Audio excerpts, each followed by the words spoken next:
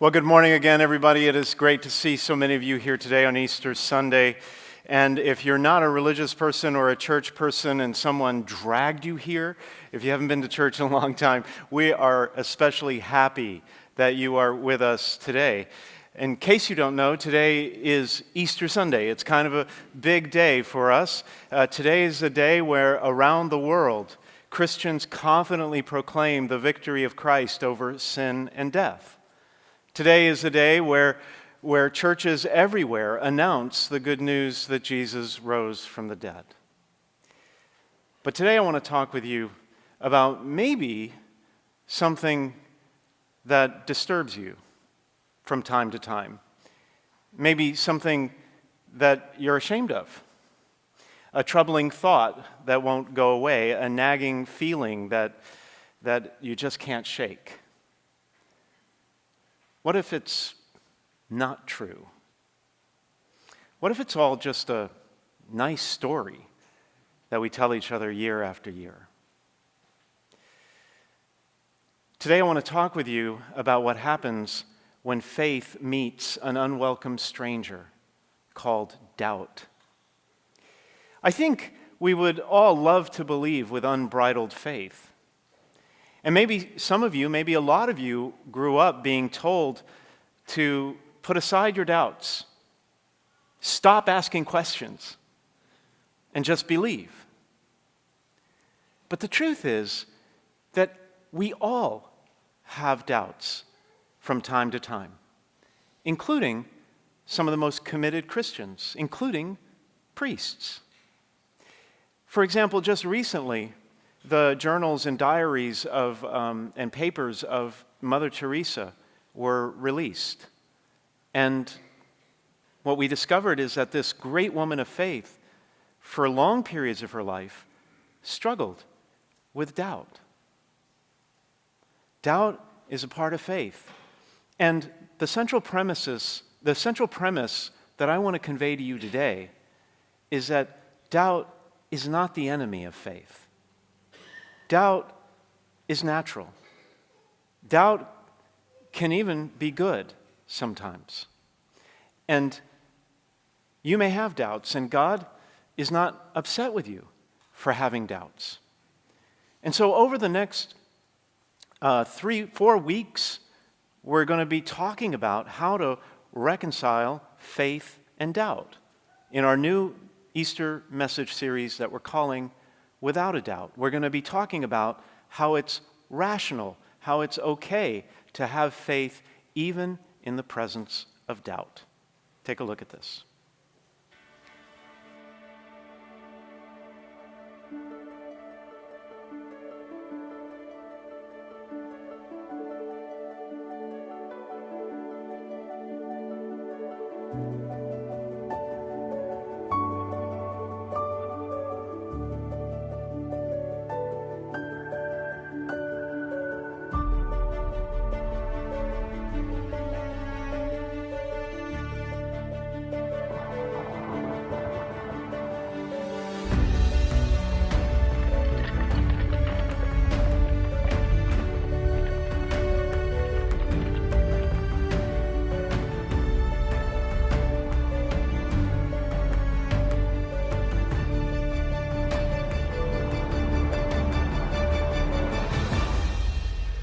What I think a lot of people don't actually realize is that the Easter stories in the Bible are filled with doubt and doubters. And today's story is no different. On the Sunday morning after Jesus was crucified, one of his disciples made a shocking discovery. Mary Magdalene came to the tomb early in the morning while it was still dark and saw the stone removed from the tomb. The gospel writer, John, he says that she came while it was dark. He wants to set the scene in darkness because he wants to describe where Mary is in her faith. Her spiritual leader has just died, and she thinks it's all over. So she ran and she went to Simon Peter and to the other disciple whom Jesus loved and told them, "They've taken the Lord from the tomb. He's gone. We don't know where they've taken him or put him." You see, Mary did not believe Yet she doubted. She assumed someone had broken into Jesus' tomb and stolen the body. So Peter and the other disciple, it's John. He doesn't call himself John because he's writing the gospel, but it's Peter and John. And they run to the tomb. And John runs faster than Peter. Peter's older, I guess. But John waited and allowed Peter to look into the tomb first. And when Peter got inside the tomb, he found very valuable burial cloths there that would have been used to cover the corpse. And he also found a cloth that covered Jesus' head. It was rolled up neatly in a separate place. This is something grave robbers would never leave behind because they were valuable in those days. Then the other disciple, John, went into the tomb. And notice this, it says, he saw and he believed. But did he? Did he really? Because the Greek verb for believed there in that sentence can also mean began to believe. And when you put that together with the last verse of the story, it makes sense. Because look at the last verse. It says, they did not yet understand the scripture that Jesus had to rise from the dead. You see, Peter and John had doubt. But they also had faith. Being seen at the empty tomb could have been disastrous. Guards had been stationed there to prevent the disciples of Jesus from stealing the body and then claiming that he had risen from the dead. And so, if Peter and John were caught at the tomb, they would have been accused of breaking into the tomb, charged with stealing the body, and most likely crucified, just like Jesus. Peter and John could have stayed home and wallowed in doubt. They could have made the rational choice to protect themselves. But despite their doubt and confusion, despite the risk, they chose faith and they went to the tomb. Faith and doubt, they work hand in hand. You know, if you were to ask me why I believe, I could point to a number of philosophical arguments over the millennia for the existence of God. I could maybe show you some of the recent scientific discoveries that have been made that really strongly suggest that belief in God is more rational than not. I could even tell you that most people today, surveys find, still believe in a higher power, the vast majority of people. But I probably wouldn't tell you all that if you asked me why I believe. I would probably tell you a story about a baby. My baby. See, I didn't come to the priesthood in the most traditional of ways. I came later in life. I'm not that old, but I came later in life. But I also was married. At the age of 29, I was married to a woman named Martha. And when we found out that we were having a child, when we're bringing a new life into the world, we were over the top with joy, like many young couples. We were so excited that we had the crib assembled and the nursery decorated, which was really just a small room in our tiny little Los Angeles apartment. But we had it all decorated and the crib all assembled 8 months before the due date. To say that we were excited would be the understatement of the century. And like many young couples, we decided we were going to go 100% natural, no pain medications, which was easy for me to agree to. No pain medications. It would be, 100% vegan, organic, GMO and gluten-free, paleo, whatever. Like it was going to be all natural. Until that little baby just didn't want to come out into the world. And we were way over the due date, and the doctors said we have to induce labor. And after 12 excruciating hours of labor, which was not made any better by me stupidly saying, just breathe like we talked about. Guys, don't ever do that. Anyway, after 12 hours of excruciating labor, we called for the anesthesiologist.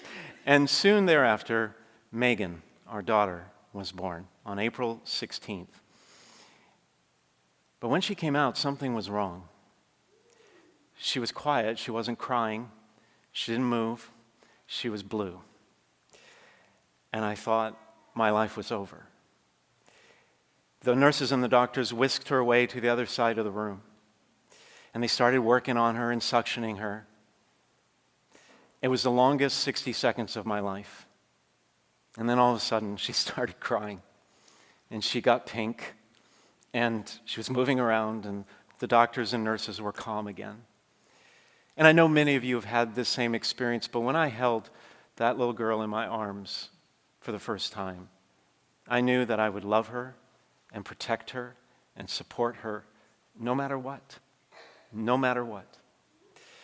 It was also a turning point in my faith, because as I looked at her tiny little beautiful body, the elegance with which God created this miniature human, there was no way I could believe that this was a random occurrence in an otherwise meaningless universe. This was a beloved child of God, created and loved by God. And I just didn't doubt. God existed. In that moment, I knew God existed. But if you were to ask me why I do sometimes doubt, I would probably tell you another story. A story about a child's heart that was broken. A child who had her heart broken. My child. It wasn't the result of some terrible betrayal or unfaithfulness or awful thing that sometimes happens. It was just a slow, steady decline. And so after years and years, and years actually, of counseling, we knew we couldn't make the marriage work. The day we told our daughter Megan about the divorce was the worst day of my life, currently on record. She didn't cry. I could have handled that. She didn't get mad. I could have handled that. She didn't blame us. I could have handled that.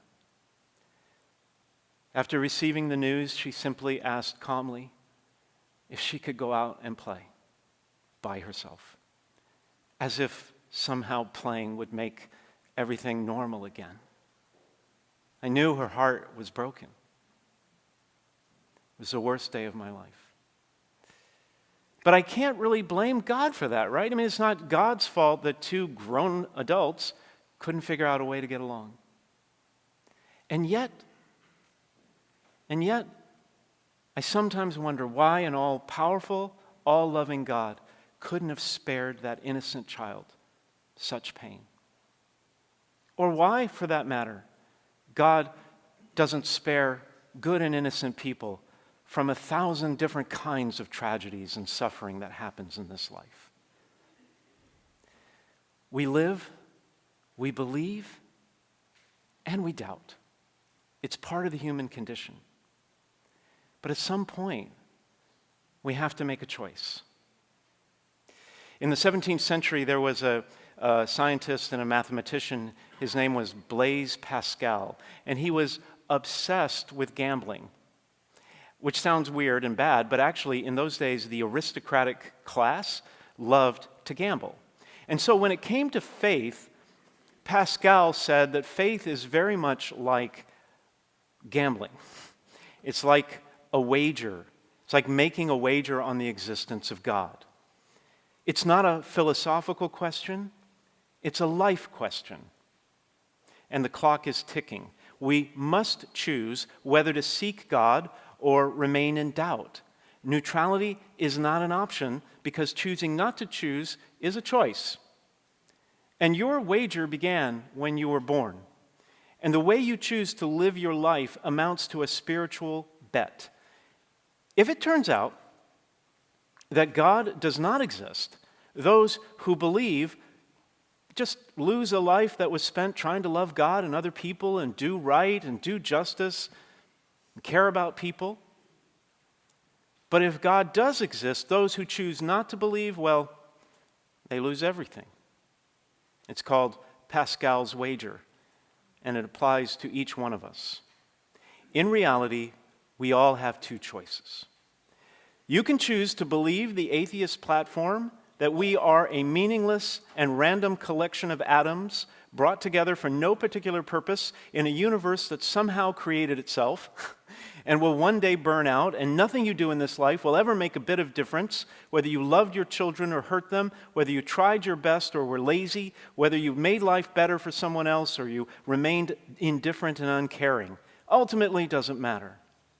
Because as the 19th century atheist Bertrand Russell wrote, all the labors of the ages, all the devotion, all the inspiration, all the noonday brightness of human genius are destined to extinction in the vast death of the solar system.